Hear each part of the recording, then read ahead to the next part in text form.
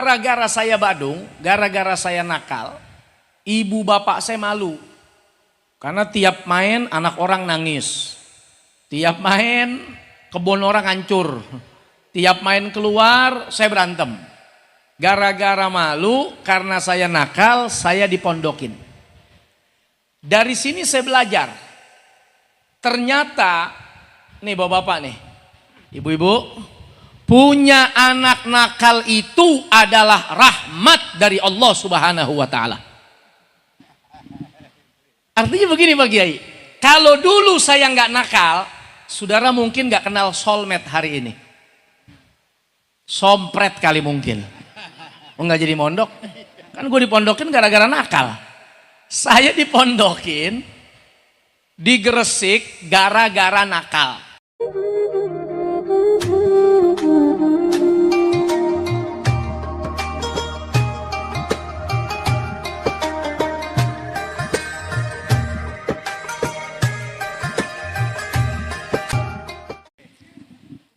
Assalamualaikum warahmatullahi wabarakatuh. Alhamdulillah, assalatu wassalamu ala rasulillah, sayyidina wa habibina wa syafi'ina wa maulana nabiyyina Muhammad sallallahu alaihi wasallam wa ala alihi wa ashabihi wa man wala. Para masyayikh, para ulama, para habaib, para kiai, pimpinan-pimpinan, pengasuh-pengasuh pondok pesantren As-Sunniyah, Ki Haji Ahmad Ghanim Al-Jauhari beserta keluarga dan seluruh para kiai, kita doakan mudah-mudahan beliau-beliau senantiasa Allah muliakan dunia akhirat. Amin. Saudara-saudara, santri-santri, ibu bapak, kita semua yang hari ini hadir di Harlah Pondok Pesantren As-Sunniyah yang ke-13. Selamat ulang tahun, selamat hari lahir, mudah-mudahan As-Sunniyah haflah ya.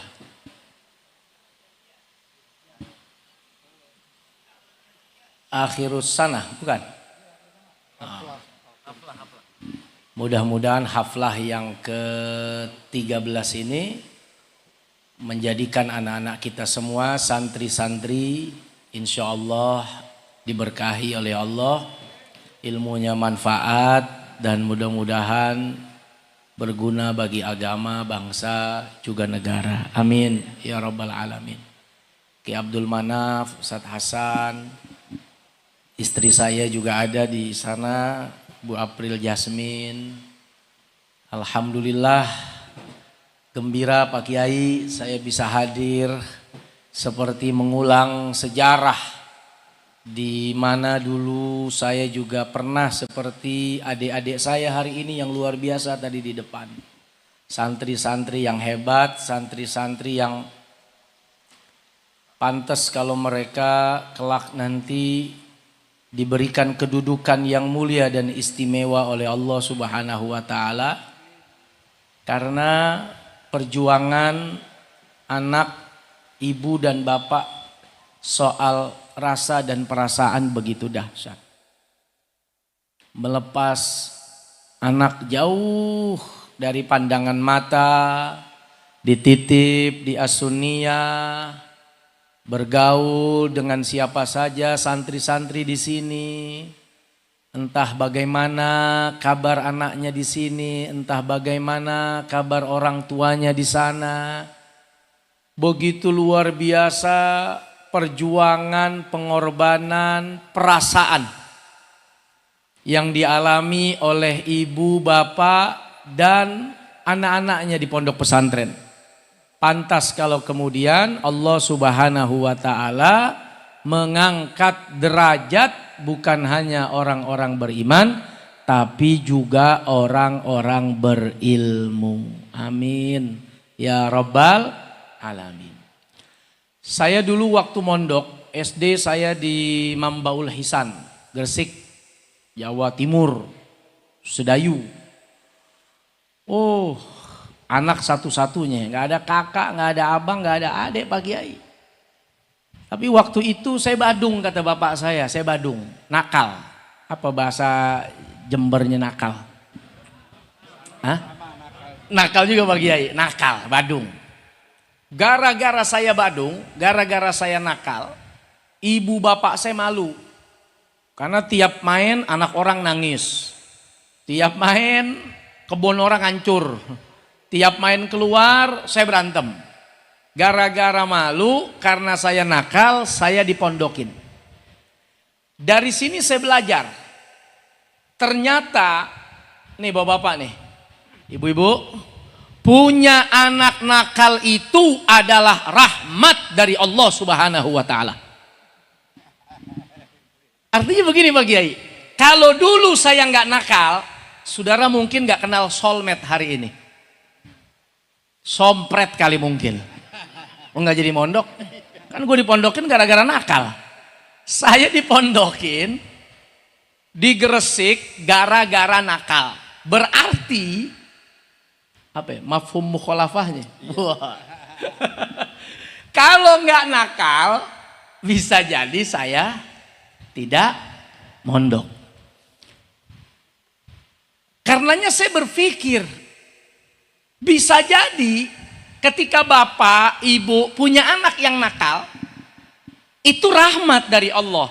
Dengan sebab nakal, ibu, bapak jadi nggak punya beban naruh anaknya di asunia. Sono lu, mondok pesantren, gua nggak kangen, gua nggak rindu daripada lu di rumah, cuman bikin sebel, bikin rese, bikin malu. Udah pesantren aja di sana, pesantren. Gara-gara nakal, ternyata jadi rahmat, anak bisa masuk pesantren. Kalau nggak nakal, nggak tega kita. Ya Allah, anak baik begini kok di pesantrenin, nggak tega. Emang nakal, pondokin aja. Karena anak saya nakal sekarang. Malah saya bilang rahmat udah hiburan Pak Kiai.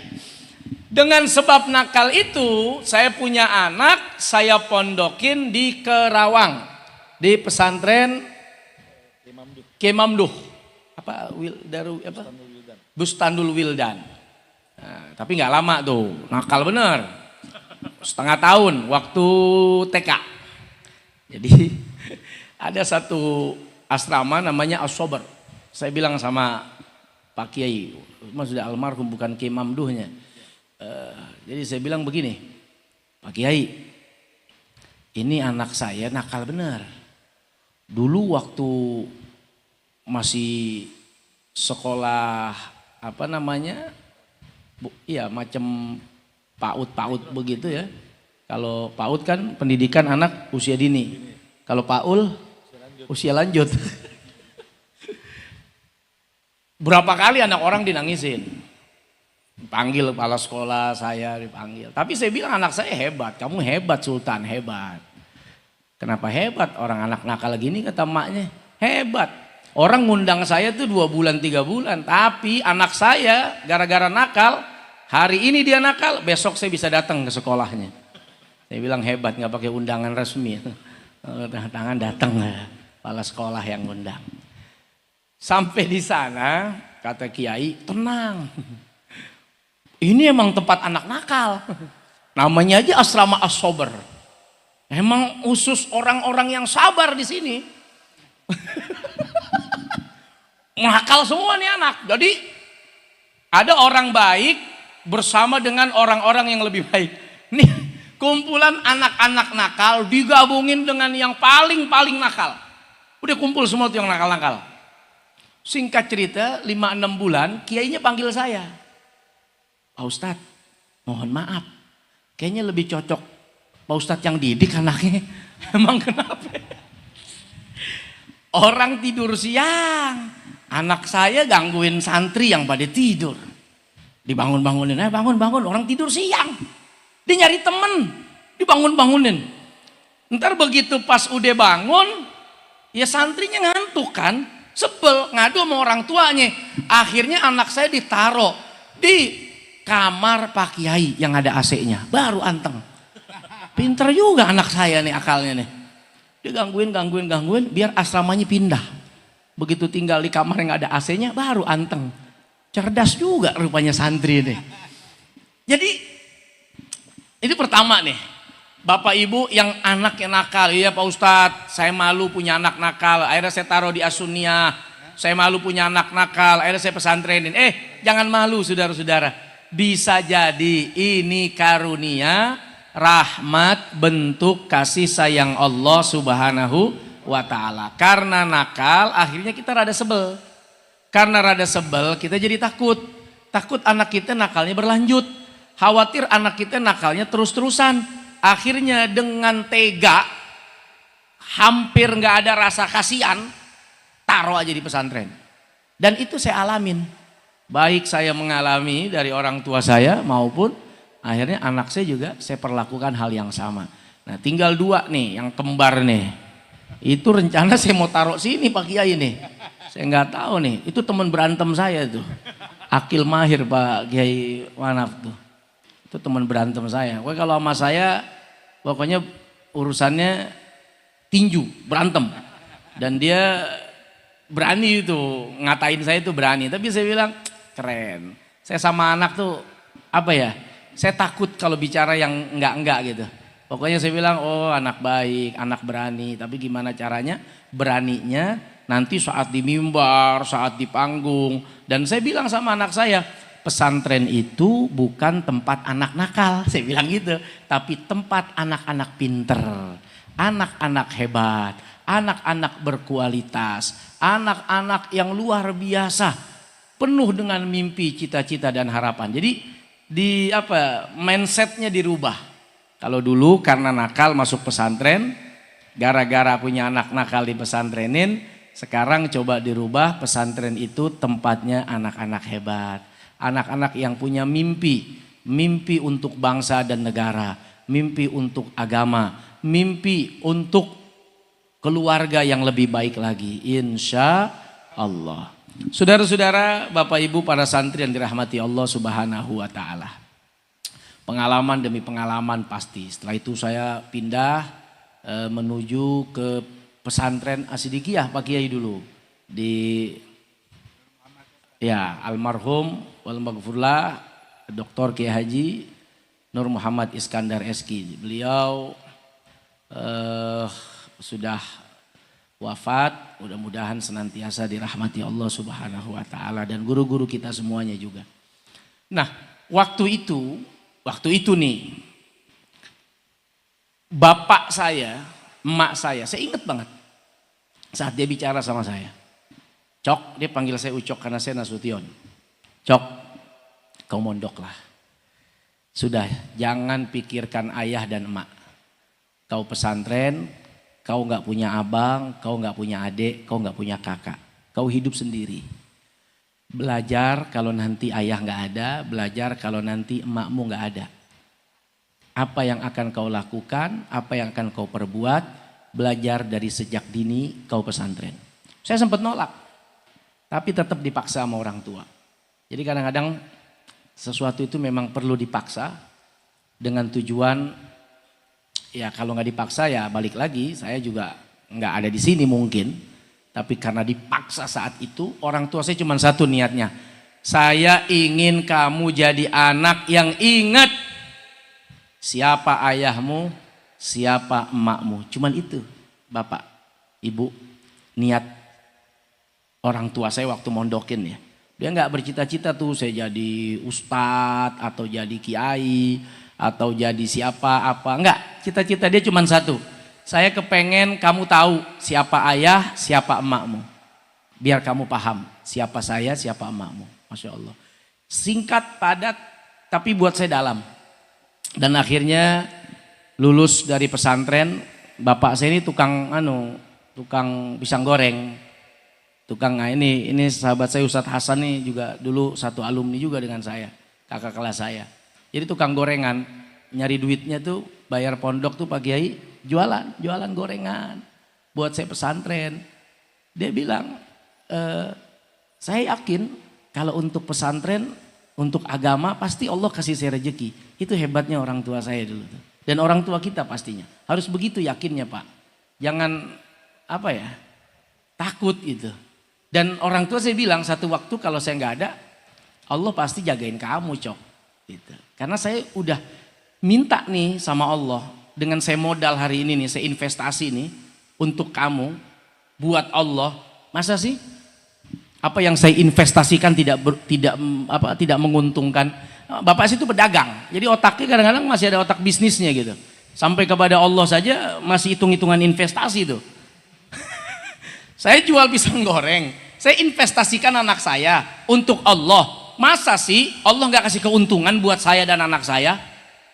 Orang udah investasi kok. Investasi dengan manusia saja ada harapan untung. Walaupun bisa jadi buntung. Tapi kalau dengan Allah, masa sih tidak untung? Ini soal keyakinan sih menurut saya.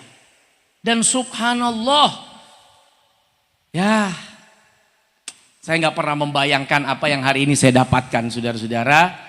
Balik lagi inilah doa guru-guru, doa orang tua. Boleh tanya Ustadz Hasan, saya ini anak nakal. Di pesantren nakal saya paling senang dulu pakai, tapi jangan diikutin nih. Ini saya dulu jangan diikutin. Saya tuh dulu paling seneng kabur malam minggu. Nonton layar tancap. Dulu Pak Kiai dulu. Saya tahu saya nggak pinter. Saya tahu saya bodoh. Orang kalau nggak pinter-pinter banget, goblok sekalian. Biar Kiai merhatiin. Kalau sedang, Kiai jarang tuh merhatiin. Sedang. Kalau mau pinter-pinter sekalian, bodoh-bodoh sekalian udah. Itu didoain terus tuh. Nah saya ya pinter juga kagak, ya bodoh-bodoh banget juga enggak kali ya. Gimana caranya biar diperhatiin? Nakal saya. Saya lompat tuh tiap malam minggu, kabur, bawa celana, pakai sarung, bus kecebur sawah, habis itu nyuci di sumur orang kampung, kita nonton tuh. Ntar kita balik, emang niatnya biar ketahuan. Nah dihukum, pagi-pagi dihukum, disiram pakai air comberan bebek itu apa. Jadi Kiai itu punya punya bebek, di bawahnya tuh lele. Bebek lele. Bayangkan itu kolam lele yang dari atas tuh kotoran bebek nyangkut di situ tuh.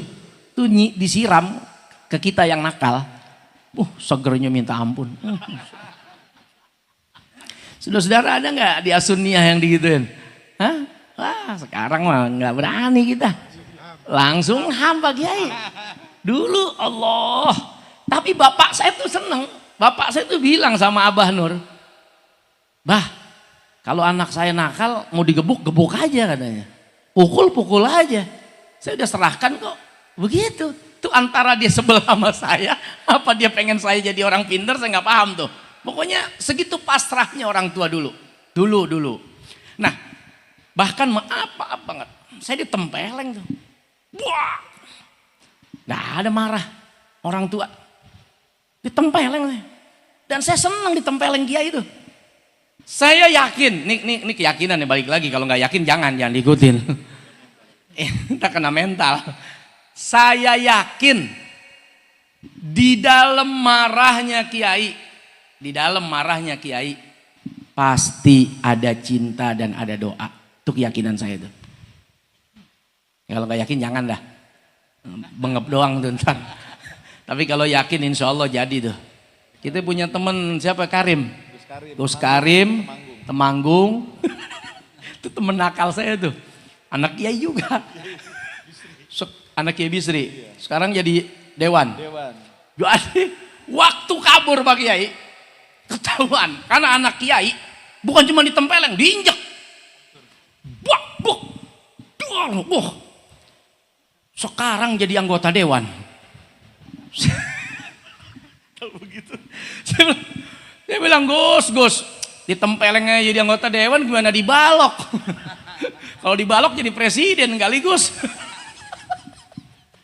Segitunya bahwa dalam marahnya seorang guru, marahnya seorang kiai itu ada doa.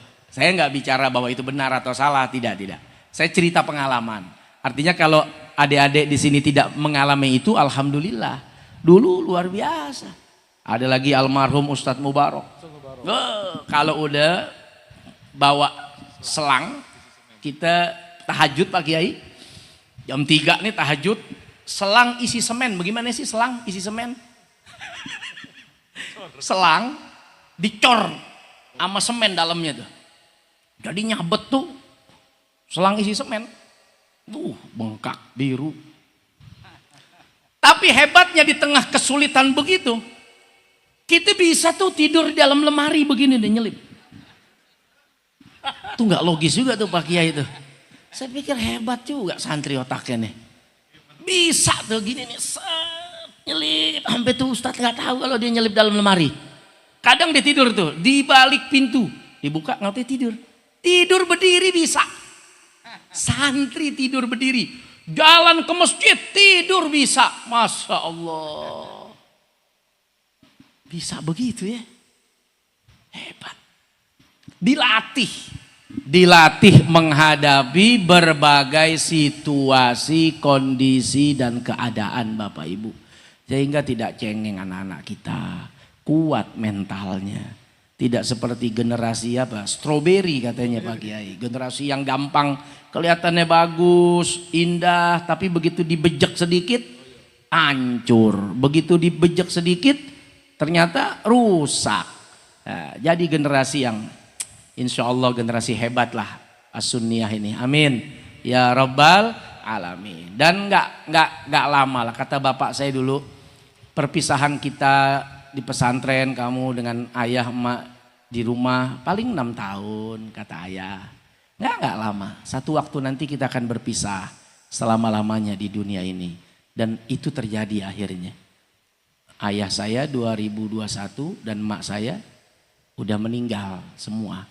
Jadi 11 Juli 2021 ibu saya, 16 Juli ayah saya. Hanya selang 5 hari Pak Kiai. Dulu yang pernah dia sampaikan, kamu mondok berpisah dengan saya itu gak lama, paling 6 tahun.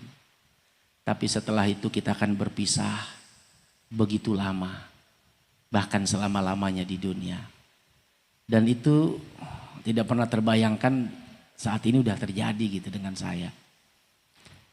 Apalagi dulu tuh zaman waktu kita SD itu kalau pas pramuka Pak Kiai, itu selalu tuh kakak kelas kita bilang, kalian yang masih punya orang tua jangan sampai nakal dan melawan, sebab umur tidak ada yang tahu gitu. Tiba-tiba begitu kalian pulang, di rumah kalian ada bendera kuning, ternyata bapak kalian masuk Golkar. Waduh.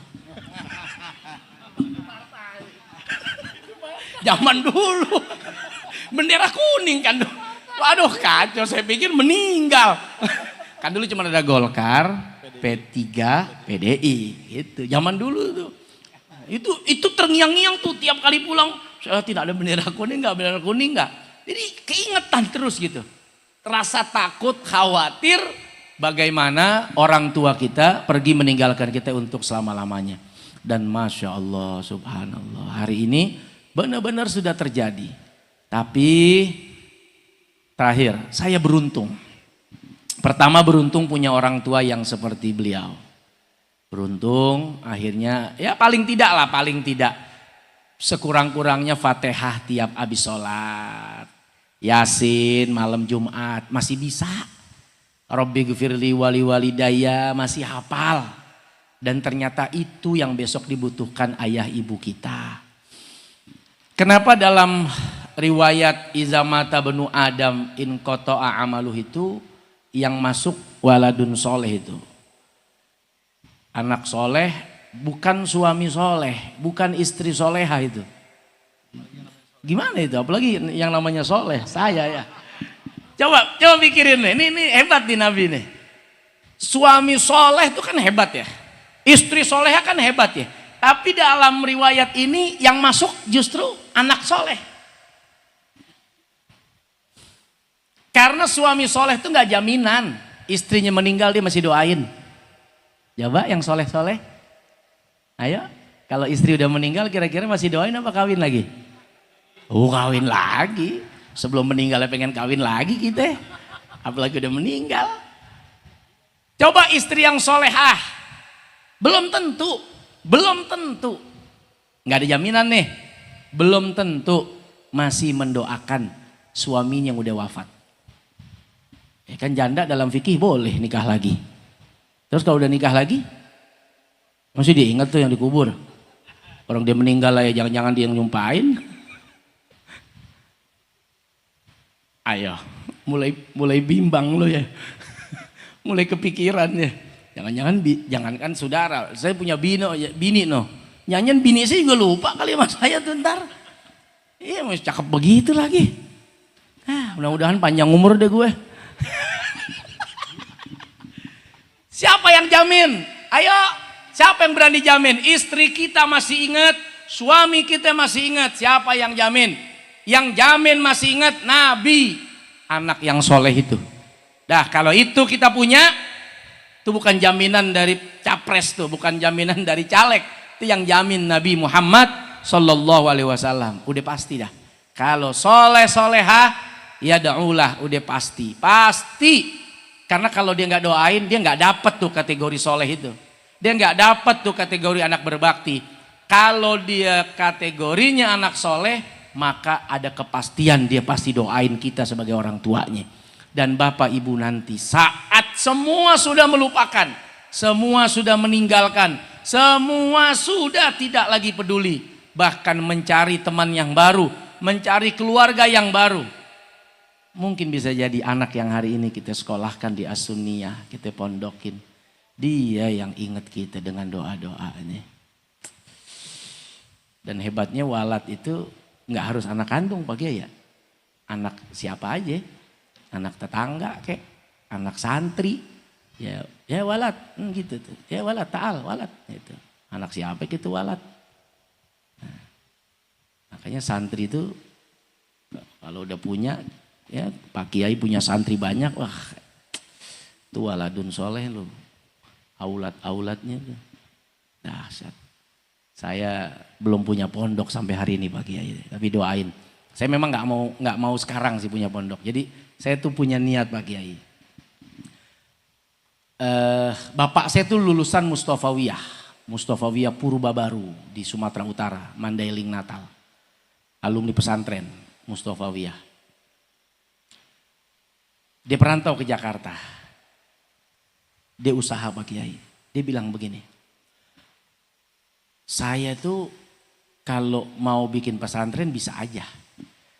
Tapi saya nggak mau, kata dia gitu. Emang kenapa nggak mau ayah? Saya mau cari duit aja. Biar ada uang terus nanti saya sumbang ke pesantren. Kalau nyumbang ke pesantren kan udah pasti dapat pahalanya tuh. Kalau bikin pesantren agak berat tanggung jawabnya. Jadi agak pinter juga bapak saya itu Pak Kiai. Walaupun alumni pondok, dia nggak mau bikin pesantren. Dia mendingan nyumbang aja ke pesantren. Katanya sama pahalanya. Enak juga tuh. Berarti kiai yang punya pesantren itu hebat. Berani nanggung resiko loh.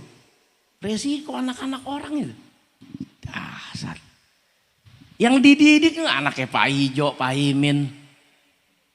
Yang nggak tahu nih latar belakangnya apa, sifatnya, modelnya, akhlaknya. Dan kiai harus merasa bahwa ini anaknya sendiri. Sementara kadang-kadang kiai kalau punya anak mondokin anaknya di pesantren temennya. Biasa begitu tuh. Biasanya begitu. Nih kita nih, lihat nih guru-guru kita nih, kiai-kiai kita. Kan nyetak kiai banyak banget tuh. Alumni-alumninya banyak banget tuh. Yang jadi ulama-ulama besar. Giliran anaknya sendiri ditaruh di temennya. Hebat gak? Untuk anak orang benar-benar menjadikan diri sebagai bapak dan dituntut mampu untuk merawat anak-anak ibu bapak semuanya. Tapi ternyata tantangan merawat, mendidik anak sendiri itu nggak gampang. Itu pelajaran buat kita. Saya punya waktu, belum tentu anaknya mau. Saya bisa, belum tentu waktunya ada. Makanya paling tidak anak saya sekarang, istri saya tuh lagi. Tiap hari Kemis, itu saya taruh tuh ustazah tuh buat ngajarin. Anak-anak saya tiap hari Senin sampai Jumat. Saya mendingan ngajarin istri orang daripada istri sendiri. Istri orang banyak di situ tuh. Kan istri orang tuh semua ya. Enak. Bener, nggak tahu kekurangan kita. Istri tahu saudara kata. Tahu kartunya. Ngomong aja lo. Lo ngomong lo sama burung. Lo ngomong sama tembok. Masya Allah. Jadi aduwal lakum tuh ya itu ngeri. Bisa jadi musuh. Istri jadi musuh, anak jadi musuh. Udah dah. Daripada besok di akhirat dia jadi musuh buat kita. Ya paling tidak 6 tahun lah. Kita relain hati kita. Untuk masa depan kita sendiri. Saat teman mungkin lupa. Saat istri mungkin lupa, suami mungkin lupa, tapi anak insya Allah akan ingat kepada kita orang tuanya dan tiap hari mudah-mudahan selalu ada doa. Amin. Ya Rabbal Alamin. Saya pikir cukup. Mungkin Ustadz Hasan ada yang mau disampaikan. Gimana? Dengan segala kekurangan Pak Kiai, saya meminta maaf dan saya berharap anak-anak santri kita semua pada betah ya. Betah enggak? Hah? Kalau di sini enak ya bisa kabur kayaknya ya? Enggak ya Kiai? Hah? Kan ngelos aja tuh saya lihat. Bisa kabur ya, enggak ada pagar. Atau pada takut enggak kabur, takut gerbang. Oh ada gerbang depan. Oh tetap ada gerbang, oke. Oh tadi saya masuk gerbangnya dibuka berarti. Kalau ditutup enggak bisa ya. Gimana? Nih Hadroh Babul Mustafa, Masya Allah suaranya indah, keren, cocok sound sistemnya nih, bagus jadinya. Iya coba kalau kita yang baca, wah ngeri hancur sound sistemnya. Tadi gimana bilang, coba Ustadz baca solawatnya bisa, cuman orang dengernya tahu seneng apa kagak, suara kita begini. Ya, mudah-mudahan betah santri semuanya, amin. Ibu bapak sabar semuanya, doain kami, doain kita, doain anak-anak kita semua. Semoga mereka menjadi generasi yang hebat, generasi yang luar biasa untuk agama, bangsa juga negara. Amin ya Rabbal Alamin. Terima kasih, mohon maaf dengan segala kekurangan dan kesalahan dalam penyampaian. Wallahul muwaffiq ila aqwamit thoriq. Assalamualaikum warahmatullahi wabarakatuh. Waalaikumsalam warahmatullahi wabarakatuh. Itulah Mau'izatul Hasanah dari Ustadz Soleh Mahmud. Semoga kita bisa memetik sehari buah ilmu beliau. Dan harapan kita semoga anak-anak kita khususnya anak-anak santri Pondok Pesantren As-Sunnah Al-Johari betul-betul menjadi anak yang solihah. Menjadi anak yang sesuai dengan harapan tiang sepah, kebanggaan tiang sepah. Amin, amin, ya Rabbal Alamin. Di-Fatihai. Bisiril Fatihah. A'udzubillahi minasyaitonir rajim. Bismillahirrahmanirrahim. Maliki yaumiddin. Iyyaka na'budu wa iyyaka nasta'in. Ihdinas siratal mustaqim. Shiratal ladzina an'amta 'alaihim ghairil maghdubi 'alaihim waladdallin. Amin, ya Rabbal Alamin. Biar acaranya betul-betul barokah, ilmu yang kita peroleh barokah. Itu makanya mari kita tutup dengan doa. Ingkang badhe dipun sarirani kelayan panjenenganipun Kiai Haji Nawawi saking pundi niku? Wonorejo. Wono alas, rejo rame. Alase monggo Yai nyun.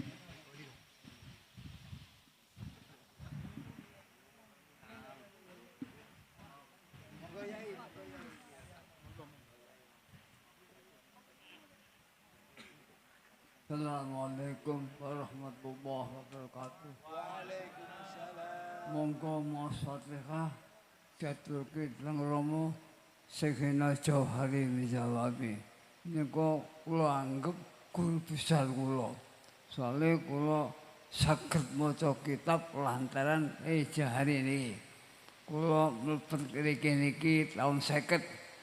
Lajeng napa niku kena diwastani wangsul tahun 2015 niki teng mriki teng pondok niki sampai tuwek ngeten iki ya muga-muga ilmu kang dipun paringaken dhateng kula liwat Rama Jari saged barokah manfaat saking amin lan sedaya kanca-kanca ingkang sami belajar dan Rama Jari nggih saged ngoten diparingi panjang-panjang umur sing sehat saking gadah santri-santri sing kathah ingkang manfaat barokah.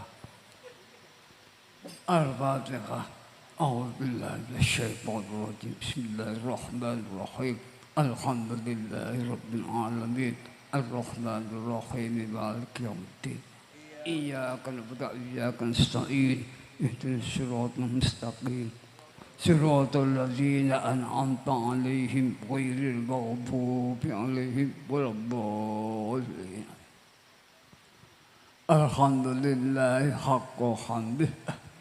Hamdal awwalin wal akhirin. Allahumma sholli wa sallim ala sayyidina Muhammad wa ala alihi wa ashabihi wa itratihi ajmain. Subhana rabbiyal aliyyil a'lal wahhab. Allahumma a'inna ala dzikrika wa syukrika wa husni ibadatik. Allahumma kfina bi halalika an haramik wa aghnina bi fadlika amman siwak. Allahumma aghnina bil ilmi wa zayyinna bil hilmi wa akrimna bit taqwa wa jammilna bil afiyah. Allahumma afina min kulli bala'id dunya wa adzabil akhirah. Allahumma sallimna wa muslimin min abadid dunya wa adzabil akhirah. Allahumma nawwir qulubana wa basit arzaqana waj'alna minar rasyidin. Allahumma ahyina muslimin wa tawaffana muslimin wa hiqna bis sholihin ghairu khazaya wa la nadimina wa la mahzunin. Rabbana atina fid dunya hasanah wa fil akhirati hasanah wa qina adzabannar. Allahumma barik lana fi auladina waghfirhum wa tudhirhum warzuqna birrahum. Rabbana zalamna anfusana wa in lam taghfir lana wa tarhamna kunna khasirin. Rabbi ighfir lana minka bil khair wa la khairan nasirin bi rahmatika ya arhamar rahimin.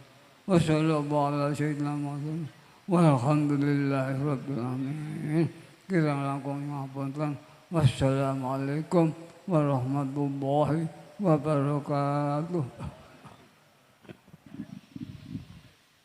Hadirin hadirat hafizakumullah, dengan berakhirnya doa maka berakhirlah acara pada malam hari ini. Monggo kita tutup bareng-bareng dengan bacaan kalimat hamdalah 3 kali. Monggo. Alhamdulillahirabbil alamin. Alhamdulillahirabbil alamin. Alhamdulillahirabbil alamin. Assalamualaikum warahmatullahi wabarakatuh. Assalamualaikum warahmatullahi wabarakatuh.